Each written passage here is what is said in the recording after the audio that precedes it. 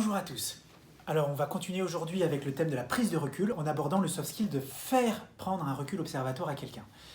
On parlera donc de la capacité d'un individu de faire prendre conscience d'une situation à l'autre, de lui présenter un filtre d'observation qui n'est pas initialement le sien pour voir le monde avec un œil neuf. À travers ce comportement, on cherche à inviter l'autre à prendre conscience de la diversité des points de vue et des éléments à prendre en compte dans une situation donnée.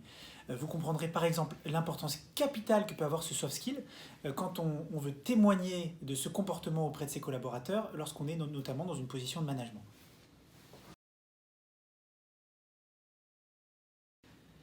Il s'agit d'un soft skill qui relève d'une action sur l'autre et qui se révèle en interaction. Alors tout d'abord, pourquoi vouloir faire prendre du recul à l'autre?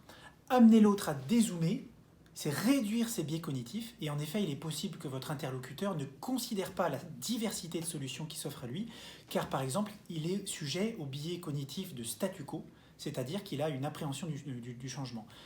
Du côté des sciences du langage, on approche ce type de comportement grâce à ce qu'on appelle dans cette discipline les actes de langage. Il s'agit en effet ici d'une action effectuée par le langage, faire quelque chose à quelqu'un.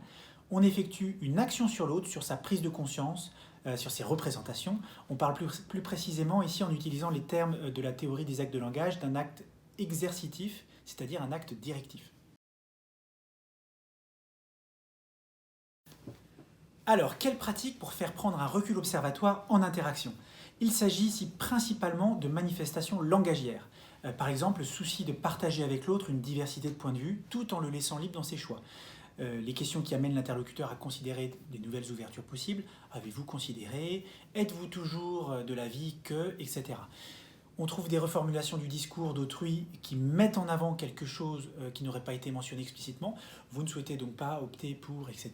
On trouve aussi la présence de structures d'argumentation qui proposent différents points de vue, différents aspects d'un même objet ou d'une même situation. La présence de structures contrastives ou de comparaison. C'est une invitation à prendre du recul sur la manière de faire prendre un recul observatoire à vos collaborateurs.